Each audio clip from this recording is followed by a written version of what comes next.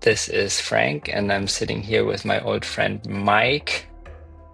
And Mike is about to leave China and repatriate to the US. And Mike had a job in Shanghai that he absolutely loved. That was his purpose, where he connected with people on so many levels, mentally, physically, emotionally, and helped them change into better versions of themselves. And now feels that he is ready to carry more responsibility and carry responsibility in ways that you and I maybe only know from the TV or from the movies. Mike is going to get himself into life and death situations, and in our conversation we explore why he will follow his heart into this new environment, into this new situation, into this dangerous lifestyle, and what he wants to bring to his community through that new job. And we're also going to discuss how media is really influencing us in seeing the world around us, and especially the area of life where Mike is going to get involved. So without further ado, super happy to have Mike on the show. Let's go. Herzlich willkommen bei Fasensprung, dem Podcast von Konstantin Schiemert und Frank Steffen. Hello everybody to another episode, this time in English, of Fasensprung. And today I have an old friend of mine from Shanghai to be my guest. Hi, Mike. Hey, Frank. Hey, awesome to have you. Could you say a few words about yourself, just to give people a feel for who you are? Yes, absolutely. So I'm American. I moved to Shanghai, China in 2010. So it's been a while, more than 14 years now. And I'm actually getting ready to repatriate back to America next week. So it's just at the final end of my journey here. It's been quite an adventure. Of course, that's where we met, in Shanghai, Frank, as you know. We became friends and kept in touch. But just a little about me. When I moved to China, I was actually teaching English as a second language. And then I did that for a couple of years, and then had some other kind of side jobs, etc. And then I got into fitness coaching and became a personal trainer and then a group fitness coach. And I've done that for the past 8+ years now. So I just resigned from Pure Fitness and Pure Yoga. It's a kind of a chain, well-known, based in Hong Kong, and they have places in Shanghai and Singapore. And so it's been a great experience, and yeah, it's been quite an adventure. Thank you. But you've been into personal fitness like for yourself, I figure, your whole life, because your arms are kind of like my legs. Well, I'm sure your legs are bigger than my arms, Frank.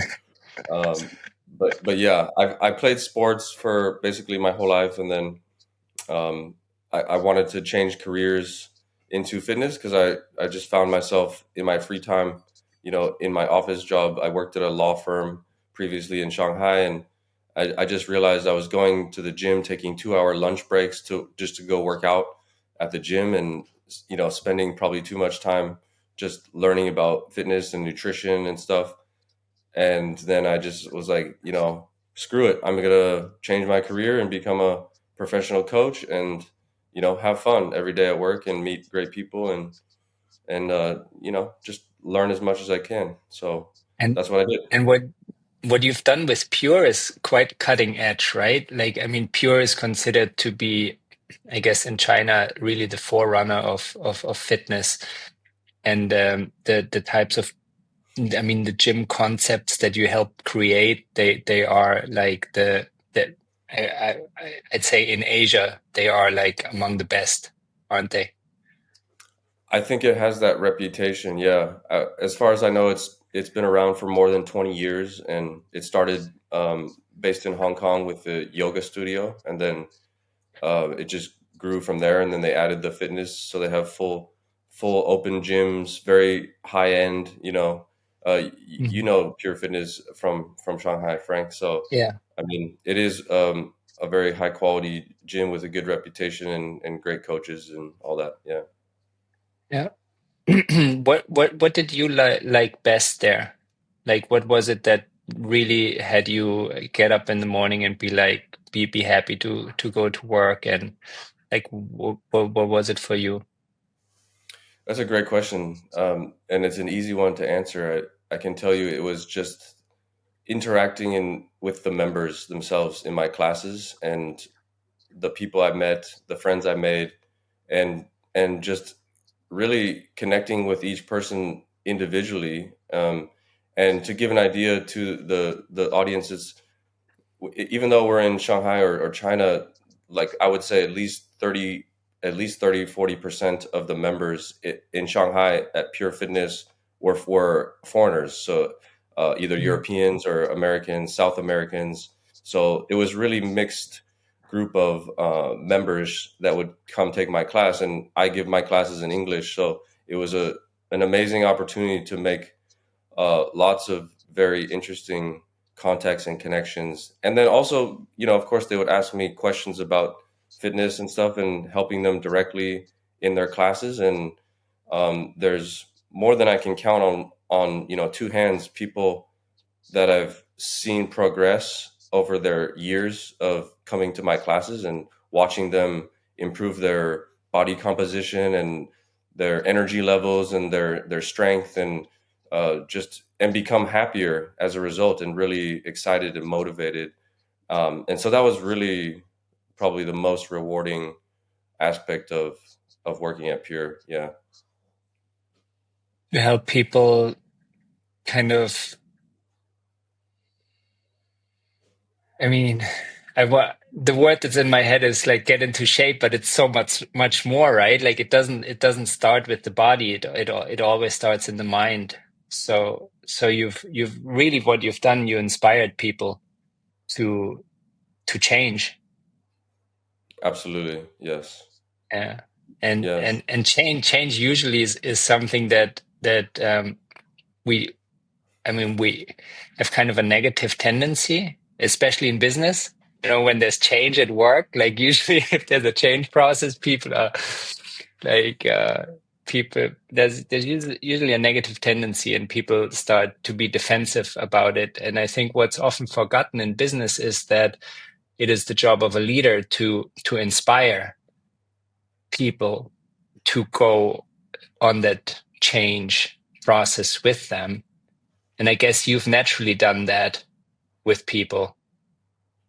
Yes, and change is scary. There's I think a good reason, right? Kind of instinctually that we as humans, it's scary to change because you're literally moving out of your comfort zone, as they say, and you don't really know what to expect. So change can be scary, but at the same time, almost incalculably rewarding, at the same time. So it's been very I've been very fortunate to witness that firsthand with many individuals in their own personal lives, and we just meet Mhm. at the gym. It just happens, but of course they share their personal life stories with me, or little bits of information of what's going on with them in their careers. Maybe they've been laid off or retired or looking for something new or going through a big change in their life. So I've been very fortunate to, yeah, and I kind of even almost feel like I want to say like a counselor, but it's a lot more casual than that. It's more just like someone to talk to, at the gym, someplace. And I try to make my classes as casual and relaxed and welcoming as possible. And then as a result, I made that conscious effort when I first started coaching group classes. And I think as a result of that, the members felt more open open up and share certain things with me. So very privileged for that. Yeah. Mm. So I'm gonna let the cat out of the bag, so to speak, now, because I also know that you are preparing to repatriate to the US, and when you go back to the US, you will not be in fitness or in a gym environment. You're doing something completely different. I'm not gonna share what just yet, but what I want to know is, it really sounds like you really had. I mean, when we met in Shanghai, like I think we also I don't remember exactly, but I think we met in at a class, and I mean you just seemed to be like really enjoying yourself, like in that environment, and the way you just talked about connecting with people and enabling them to go on their personal journey of change, both physically, I guess also emotionally and mentally, and being successful in that, and being a front runner in China with that. Why are you giving that up? Like what, and how did that happen? Like, did it slowly creep in, or did you stop enjoying it? And I really want to know, because I had my own journey, where I did something, you remember, pure and whole, and then I slowly I got out of that, and I guess it also started in the mind, but I want to hear like what happened that you're looking to do something else. I really like that question, Frank, because it hits right at the heart of kind of change, is what we were talking about before. And for me personally, to be honest with you, it was nothing about working at Pure and being a group fitness coach. That was pure joy. I was almost too happy and excited to go to work every day. Impossible, I know, but let me explain. So I kind of did an internal, inventory in myself, and I realized that, well, first of all, I've been here for more than 14 years now, which is a long time. Most of my foreign friends, you, for example, had already left the city, and many before you longer ago. And so things have changed in Shanghai generally. And so it was nothing to do with my career, my job, and I was super happy. And it was hard to say goodbye to that. But I just knew at this point in my life, I'll be 40 years old, turning 40 the beginning of April, so in a week or two. And it was approaching a time in my life that some people call it the midlife crisis, but I like to refer to it as a midlife awakening, if Nice. you if you can imagine. And so the rebrand, a phrase, but so it's all personal reasons for myself, and I just knew I wanted to do something still meaningful and impactful directly in people's lives, yes, but something probably more uh, serious, or how should I say it? Yeah, a more serious, make a bigger impact on people's lives in a very direct way, that that I could feel a lot of responsibility, Mm. and but also feel like I'm doing something to help people. In some cases, it might give it away what I'm going to do, but in life or death situations. So it's kind of that's what I'm looking for, a more meaningful kind of purpose. And don't get me wrong, being a fitness coach is definitely meaningful, and you're helping people. I just was looking for that on steroids. I see. I Yeah. think we got to tell people now what you're going to do is, so you're going back to America to become a cop, right? Like a That's the plan. Yes, sir. police Yes. officer. Yes, Like sir. I is like and so how long is the, I mean, in Germany you would have to do an apprenticeship, like, like a training, probably like 2 or 3 years before you can. How is it in Oh, how is it wow. in America? Like you. So it's not that long. That sounds very intense. It's more like this, Frank. It's you could break it down into kind of three phases in the beginning of that career change. So the first phase, generally speaking, is the hiring process, and just within that phase, it's you're taking at least 6 or 7 tests that you are kind of pass or fail, right? And and that process could take 3 to 6 months, just the hiring process. So 3 to 6 months, you pass every single test. If you fail at any one of those, you're immediately, cut from the running kind of Mhm. thing. And then sometimes they'll allow you to reapply at some set time limit in the future. You got to wait another 6 months to reapply to do that part again or something like that. But assuming you pass all those tests, and there's an interview involved, there's written exams like multiple choice, there's fitness tests, right? There's a connection with fitness, and then lie detector test, or they call it a polygraph test, a medical exam, and a background check. Excuse me. A background check is probably the longest part, and that in and of itself takes months to complete. How can they run a Yeah. background check on you? You've been in China for 14 years. How does that work? Yeah. Well, the background check, basically, they collect every single detail about your life since you started working. So I started working personally in high school, and so they want every detail about every single job you've had, including the supervisor's name, your colleague's name, the address, the phone number, the reason why you left, how long you were there. Yeah, So you can go down. But I have to go back so many years, Frank. Um, it's been a job to right. collect all these details Mhm. and working up to the present. And so what the background investigator does, working for the police department, they have to contact all those people and talk to them about my moral character, and my ethical values and stuff, and just kind of get a feel for what type of person Michael Wilder is, right?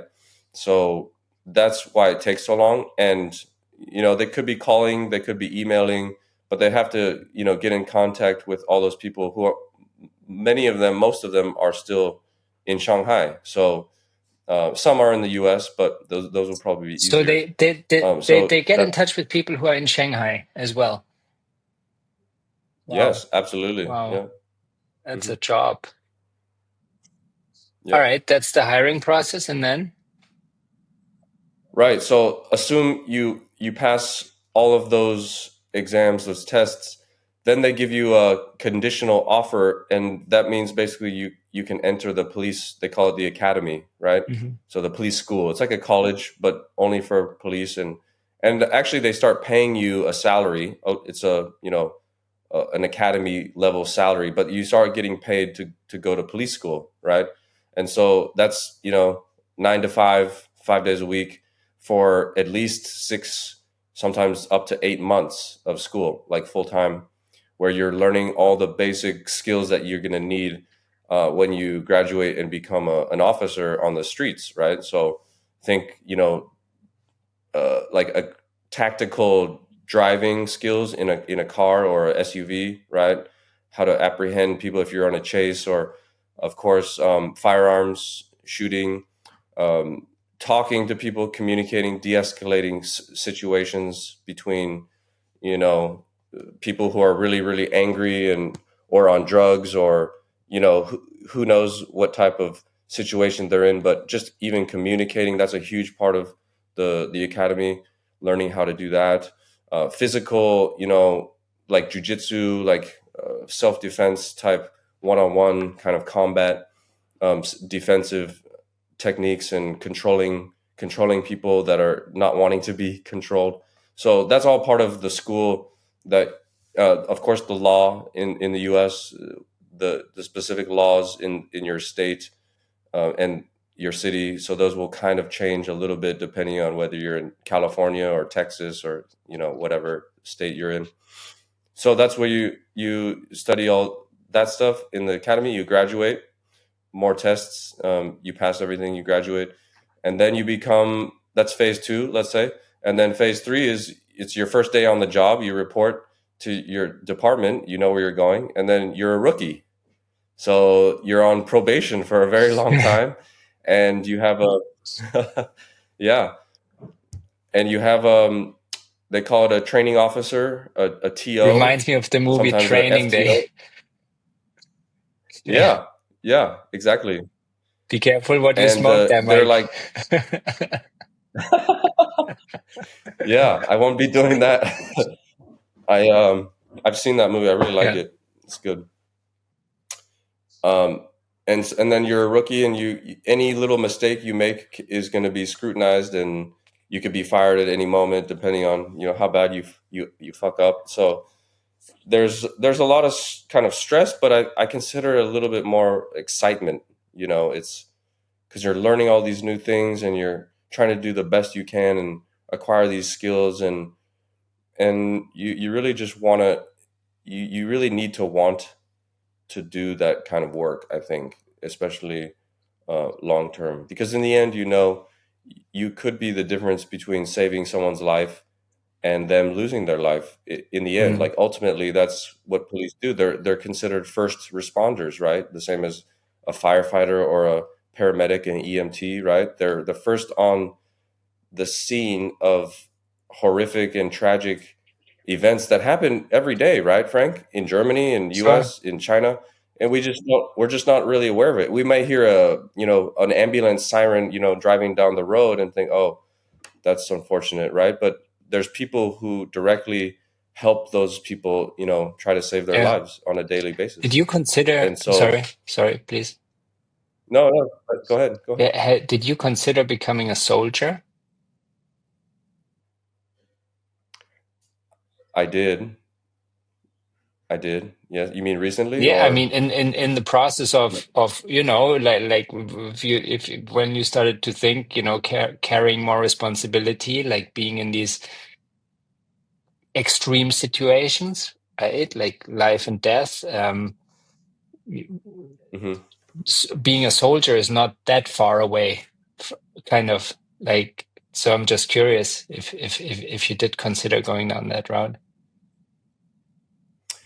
I've always thought about the military, even when I was in high school and college, university, and I just didn't go that direction. I had close friends who went into the military, and some of them are still in the military.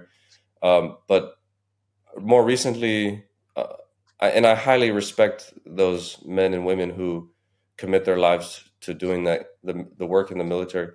More recently, I considered, when I went back, to join like a reserve unit, so it's like basically part-time military, like a Army Reserve, for example, where the commitment is you still sign a contract and you still have to go overseas to fight a war if they call you up, but it's more just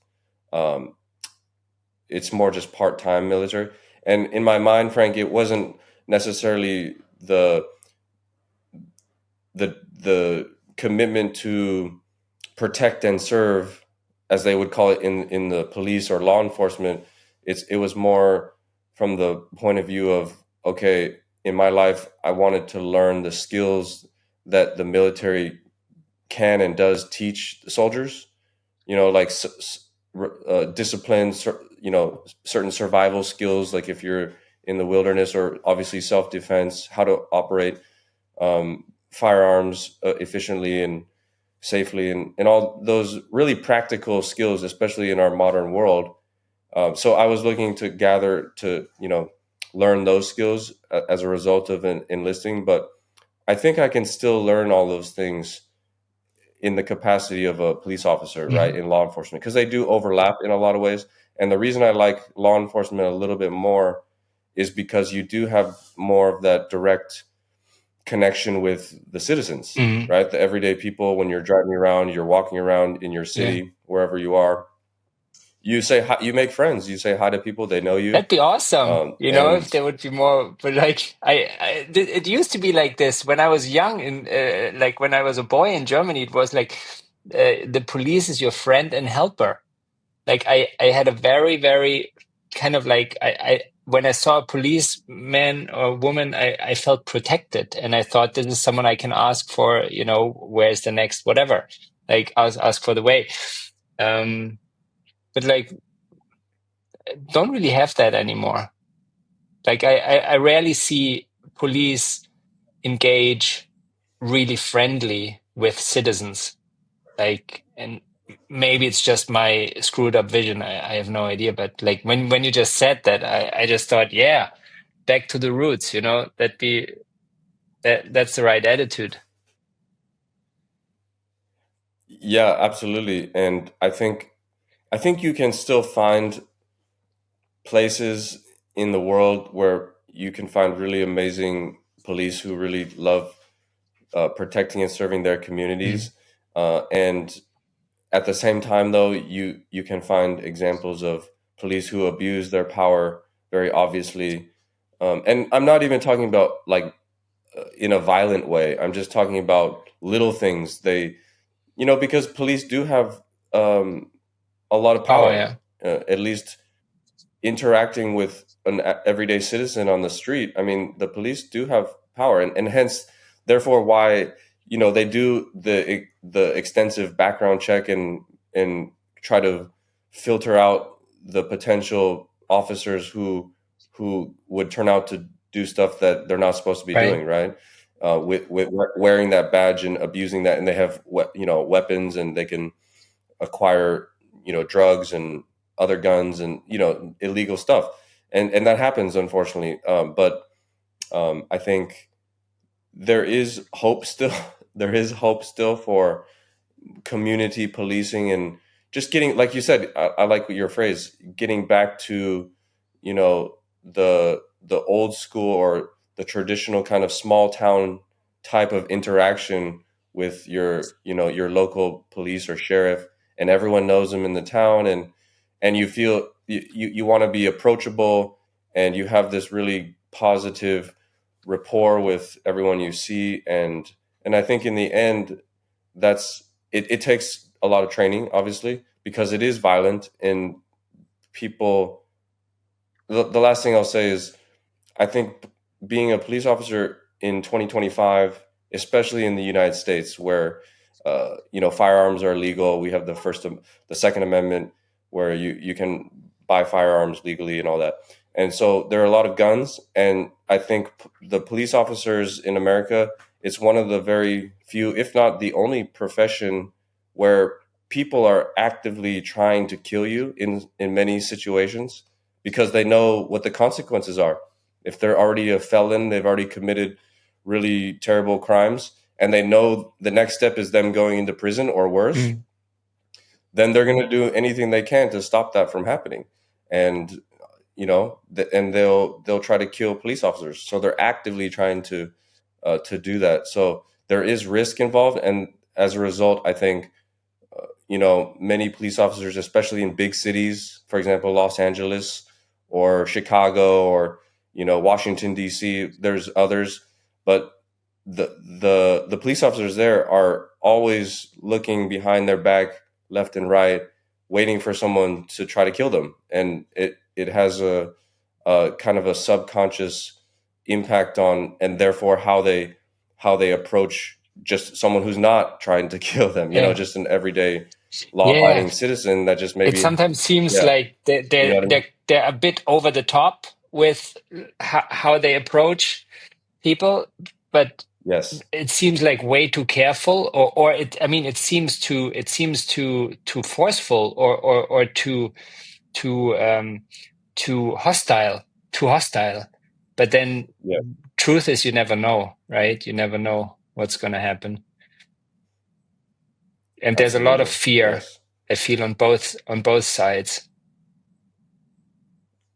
absolutely, absolutely, yes. and fear makes everything worse. A lot.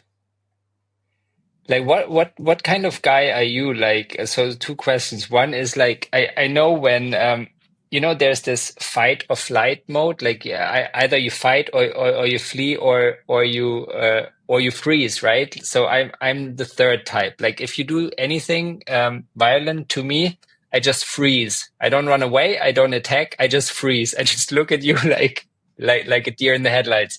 So what type of guy are you? Like, can do you can you? I mean, do you attack? Can you attack? Have you attacked? So this is my first question. My second question Uh, is: are you gonna be in yeah. a big city or more like small town cop? Okay. So the first one, I think in my past, I've been uh, I've been a fighter, and I think that's not always the best option. So I know there is a time. I think there is a time to stand and fight, right? In many kinds of situations, Yeah. but that's not always from what I've learned so far. It's sometimes that's the right option to stand and fight, but then it's many times it's not. It's to run away or to freeze. Probably not the best. Not the best in either situation. But at the same time, Frank, after you go through all the training through to become an officer, let's say in that kind of situation, your training just takes over. I And see. so that's at least that's the goal, right? So repetition, repetition, repetition, and then it becomes kind of second nature. If someone pulls a gun on you or has a knife, your training just takes over, and you have a job to do, right? Secure the environment, secure the individual, and to make sure that they're not going to hurt you or someone else, Hmm. someone innocent person in the environment. And then you're at work. You're just working. You're doing your job, and that's part of what it is. So the training takes over. Your second question, I forgot it. Are Sorry. you gonna be a big town Oh, or a small I got town it. cop? I think medium, medium size city. For example, I've been looking at Texas. Okay, let's just use Texas as an example. Are you familiar with Texas? A big state in Hmm. southern Yeah. United States, very large state. Second biggest population, right behind California. So California is most populated state, and then Texas is number two, and it's been growing in terms of population, right? So the two biggest cities, Houston, Texas in the south, and then Dallas more in the north. So I've been considering like a suburb of northern Dallas, and there's a place called Plano, Texas. So it's just right north of Dallas, and it's a suburb, and it's quieter. So, but they do have a medium sized police department. Dallas would have, let's the numbers here. Dallas would have like 3,000 or more active duty police. Hmm. Okay, because it's a bigger city. And then compare that to Plano, the suburb in the north. Plano would have around 500. Okay, so and then a small town would have maybe 20 police active. So that's kind of how I would break down the different sizes. So I'm looking for something not too big, not too small, just right. Nice. Yeah, Did you speak with cops before you made that decision? I didn't, not directly.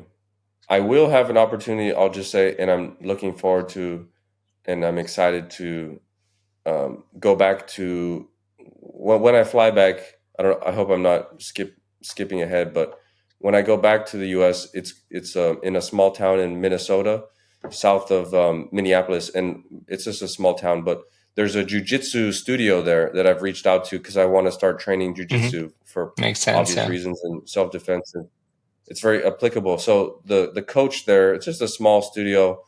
The coach there, he said that like 50% of his members are active duty law enforcement, and I was shocked because it's a small town, but it just goes to show you that it's a very valuable and useful skill to know in doing law enforcement, how to control individuals and stuff. But so I'm excited. My point is, I'm excited to go to that studio and start training with them and meet those officers and then get a chance to ask them questions and, really get a feel for what they've been doing, Do you know how many police officers get killed every year in the United States?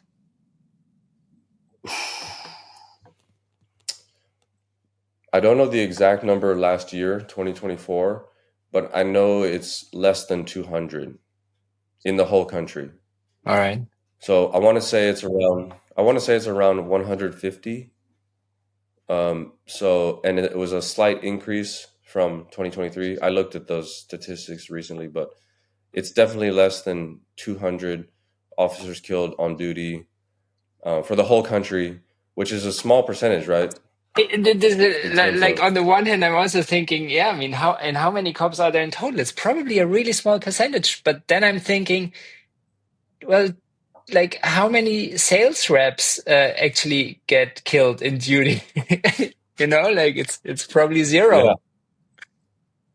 Yeah, right. Like usually, well, if you, huh? No, I mean, usually you don't get killed at work. Yes, you're right. You're right, and that would be a good day at work, right? Excuse me. But if you just did a simple exercise, you went on search Google, and the top 20 most dangerous professions or jobs, police is not in the top even 20. Okay. So it's more like logging or fishing or even roofing, construction type stuff, and probably because just the sheer number of accidents that happen on the job sites in those can be fatal, and it's just so police is percentage-wise, comparatively speaking, it's not even in the top 20 most dangerous in terms of the statistics. Yeah, believe it or not. I'm gonna ask you a very random question right now, because being a police officer, you will be part of the U.S. government, right? Kind of, you could say that. Do you You can say that. How do you feel with like the polarized public opinion on Donald Trump, and also how the administration is being seen by foreign countries?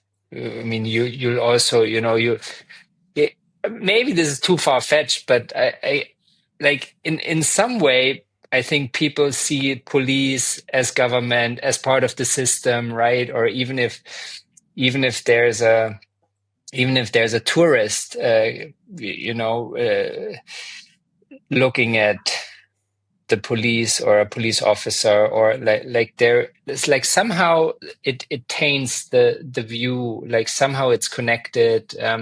Do you have, I mean, does it emotionally, is there any emotional response within you about what's going on right now with the government in the US? That's another great question. And my gut answer is no. I don't have any concern or, issue with connecting the two. And I'll explain why. It's when you said the police are part of the government, I agree, but not the federal government. Okay. So, of course, Trump and in Washington, D.C., they're playing all these their own games and their own politics and et cetera. And it's more of a global kind of, impact. And it is domestic too, but the reason I do like the idea of being a police officer in law enforcement is it is a lot more localized. Mm-hmm. So it's the politics. Of course, it exists. You are part of a government, the system, as you said, yes, but it's according to your local jurisdiction, and even within the whole country. United States is a big country, right? And a city in California would be very different than a city in Texas, in a police department. The politics of it, and even the local citizenry, the citizens in that city geographically, their perspective. My cat's running. Their perspective of police is different. So some cities really highly respect, even still today in 2025, they still really appreciate the work that police officers do on a daily basis, protecting them and keeping their communities safe and all that good stuff. And then there's other communities, cities in the U.S. In a different geographic location, right? That will try to spit on police, and just try to, mess with them and push them as far, cuss them out, and just try to push them as far as they can without, getting arrested themselves. Mm. And so there is I think, a very wide range of reaction from people. And so I think the officers pay attention to their local politics, I think, a lot more than the national. But the people, the citizens of that area probably pay attention more to the national, federal type government situation, and then kind of what's the word? Put that onto the local governments, yeah, unfairly in some cases, right? Yeah.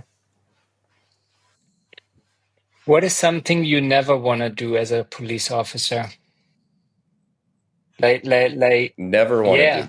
do. What is something you never want to do as a police officer? Yeah.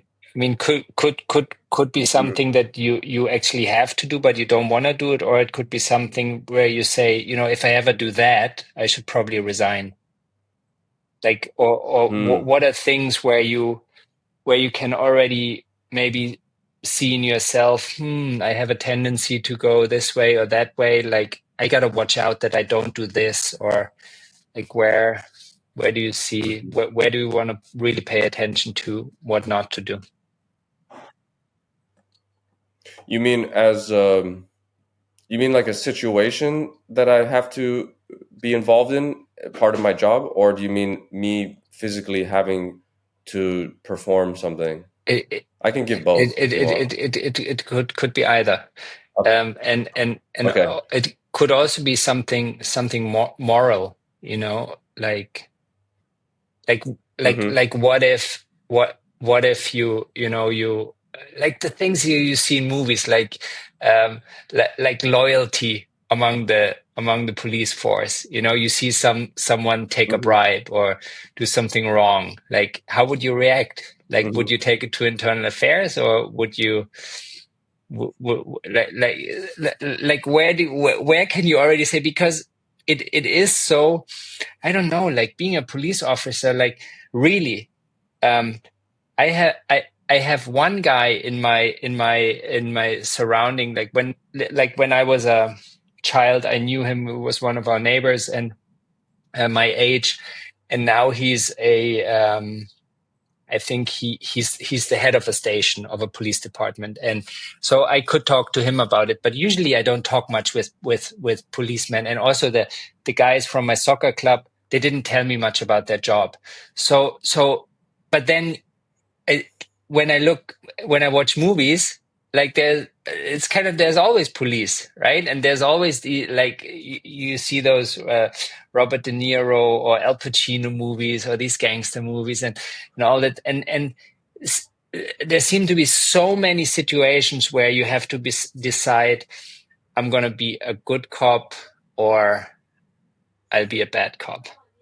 Like, have you like in your fantasies about thinking of being a police officer, are there any thoughts that kind of like go through your head?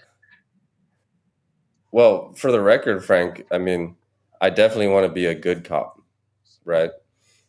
Um, and not just for the fact of being a good cop, but because I have to sleep at night, and I have to take care of myself. So I think morality is hugely, and ethics is literally the foundation of the entire job, because you really can't. It's such a dangerous job, in even just internally. So, for example, you gave some scenarios there.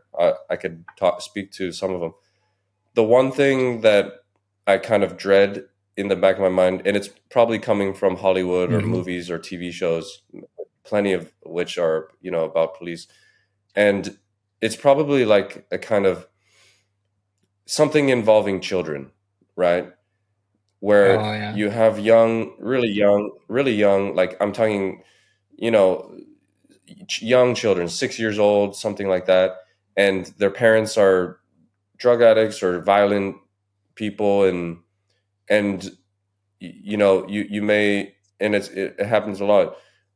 My number one fear would be to come into like a household where there's either child abuse, like really severe, and you have to kind of basically rescue the child from their parents, and the parents are not going to let that happen very easily, right? Because it's their child, but it's the right thing to do, and so you have a innocent stuck in the middle between two opposing forces.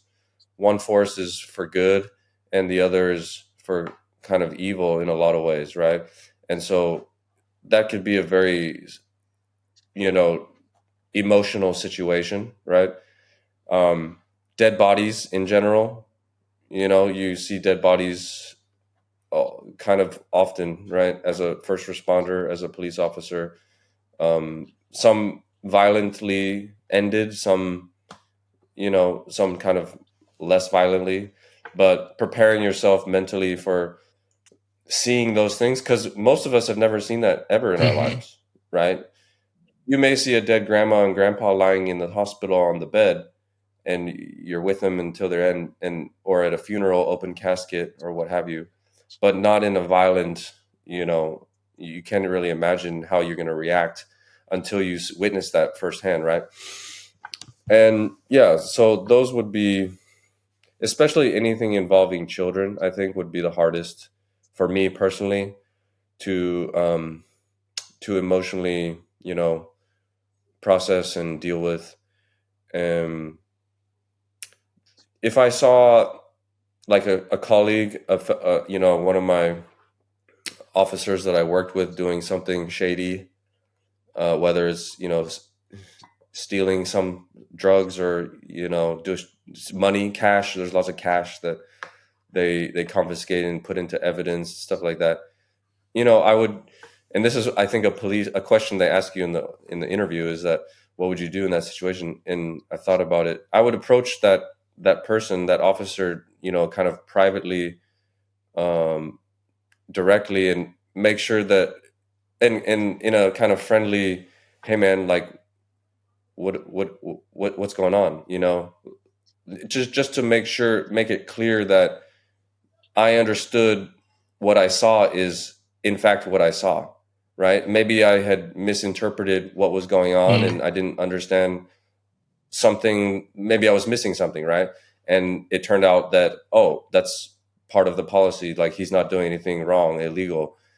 It's by the book, but if he or she responded um, in a different way, and I realized that they in fact were, he's like, no man, just don't worry about it, like, it's none of your business, or and I felt some kind of you know immoral stuff going on, then at a later time I would just go to my sergeant, or lieutenant, the superior in the department, and report what I found.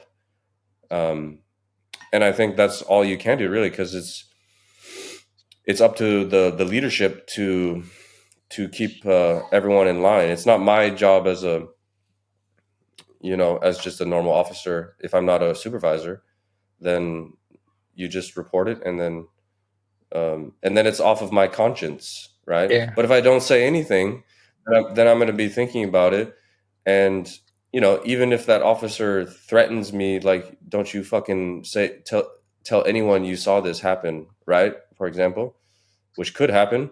I'm still gonna say something, because like I said, it's my conscience, and I want to be able to sleep at night as best as I can. But it could end the guy's career, right? And True. you could be the one at the station who has basically ratted him out. Yeah. And maybe he just wasn't, maybe he started out being fit for the job, and then later on, he turned out not to be the right moral character to be in contact with these kinds of things. So you think, and that's fine. And I think think there's a majority of people that are fit for the job at the police, that you don't get into a dangerous situation by reporting something like this?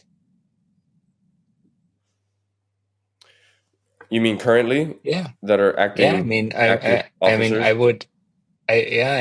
don't know if you can generalize it, but for me, like,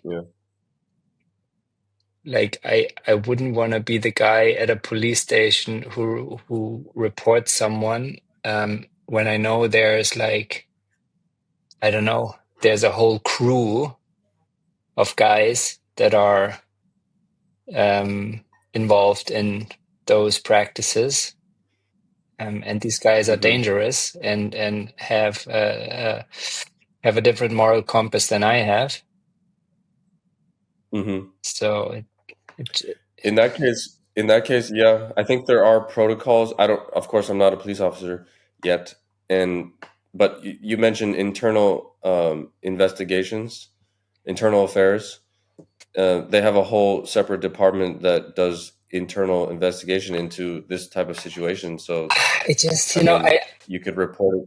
I want to talk with you like in 2 years and then get like, because I just, as I'm talking to you, I realize how biased I am and how scared I am by watching gangster movies.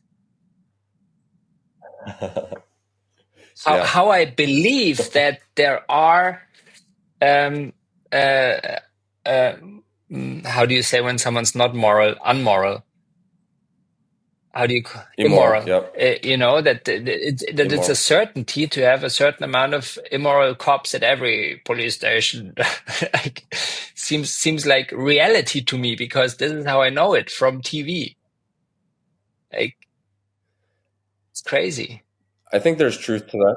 I think there's definitely truth to that, and maybe that's also why the reputation of police officers in general, in the public's eye, in the public's point of view, is deteriorating over the years, because you have these bad apples, as you say. And then you have the media, right? Right. Yeah. Exactly. Yeah. And media doesn't report on cops helping citizens. Exactly. Right. Yeah. It's crazy. We can have this conversation 2 years later if you want. I definitely want to have this conversation 2 years later. And in some way, I really admire you for. I mean, I definitely admire you for taking the step. And I had someone working with me in Shanghai. His name was Jonathan Walty, or his name is Jonathan Walty, and he was a chef, a really talented young guy, spoke fluent Chinese, was a real joy working with him. And he went back to the US and he became a firefighter. And Nice. I also back then I also thought I was just so touched. I was touched because I knew this is his purpose, and I can also see where, just knowing you, it touches me to see that you want to have that you want to carry more responsibility. I can see, like I can see that you long for that, and that it is something that, and I'm absolutely sure you will be a good cop, and that you carry this responsibility with responsibility. You know what I mean? Like, I'm absolutely sure. I'm so certain. I'm really happy for you. Thank you so much, Frank.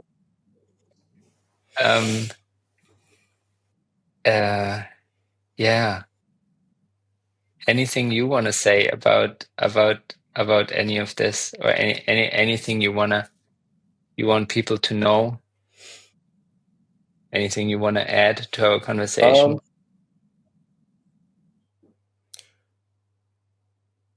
I just say that, well, first of all, I hope we get a chance to visit sometime, Frank, in the coming years. Either you're gonna come visit me in the US, or I fly over to somewhere in Europe, Germany maybe. Definitely. That would be awesome. Have a little reunion. That would be very nice. But yeah, I'll say this is, the world is, at least from my perspective, it's changing faster and faster, all everywhere, and politics is crazy, and you can, there's tons of distractions, on social media and in your daily lives and everything, and I'm really looking forward to getting back into nature and having that connection with trees and animals and peaceful serenity. It sounds cheesy, I know, but was the reason why I left China. So that's, big cities. Shanghai is one of the biggest, and so that's another thing I'm looking forward to in the years for the rest of my life, is having a closer connection still with Mother Nature, and just having that in my soul more, and helping to keep a balance between civilization and nature. Yeah, so I think it's important for everyone, just whatever they can do, is just to stay grounded and centered and peaceful. Yeah. Thank you. Cheesy? No, perfect. Okay. And with that, thank you, Mike, and hope this was enlightening for everyone else as well. I loved the conversation, and hope to see you or hear you, the listeners, in the next podcast.